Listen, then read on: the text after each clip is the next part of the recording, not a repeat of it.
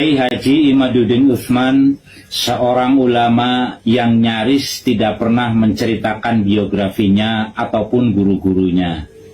Sehingga tidak sedikit para kiai atau ulama yang kontra meragukan keilmuannya, bahkan merendahkan karena tidak mengetahui silsilah atau sanad keilmuannya. Bahkan sampai ada yang menolak ataupun tidak mengakui kalau Kiai Haji Imaduddin Utsman disebut sebagai kiai, apalagi ulama. Nah, di video ini sengaja saya menelusuri dan mengumpulkan dari berbagai data yang menginformasikan biografi, nasab, serta sanad keilmuan beliau, Kiai Haji Imaduddin Utsman.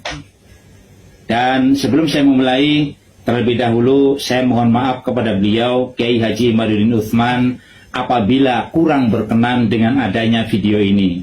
Sesungguhnya saya hanya bermaksud memberi lampu di tengah kegelapan sehingga orang bisa melihat. Saya akan mengawali informasi ini dari biografinya beliau, Kiai Haji Imaduddin Utsman. Kiai Haji Imaduddin Utsman Al-Bantani ini lahir di Cempaka, Kresek, Kabupaten Tangerang, Banten. Beliau ini adalah murid seorang ulama besar Banten dari pesantren Ashabul Maimanah, Sampang Tirtayasa, yakni Kiai Haji Muhammad Sanwani Al-Bantani. Jika masih belum ada yang mengenal tentang siapa Kiai Haji Sanwani Al-Bantani ini, saya akan sedikit menguraikan. Kiai Haji Sanwani, guru Kiai Haji Imaduddin Utsman ini pertama kali mondok itu di Kiai Jamin Bayongbong Undar Andir Keragilan selama 2 tahun.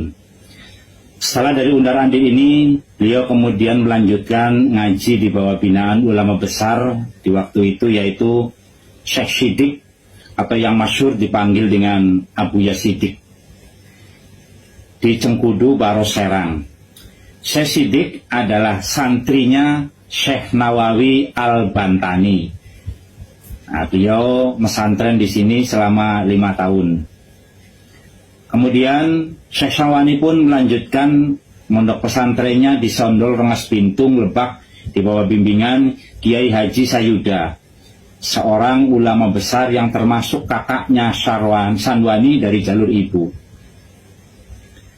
Kemudian Kiai Sanwani muda ini pun melanjutkan rihlahnya ilmiahnya ini di pesantren Kadu Pesing, Pandeglang, di bawah asuhan Abuya Abdul Halim, kiai besar murid dari Syekh Nawawi Al-Bantani. Kemudian Kiai Sanwani pun belajar pada Kiai Bushol Karim di daerah Cimahi. Setelah 2 tahun di Bandung, kemudian melanjutkan ke pesantren Sempur, Purwakarta.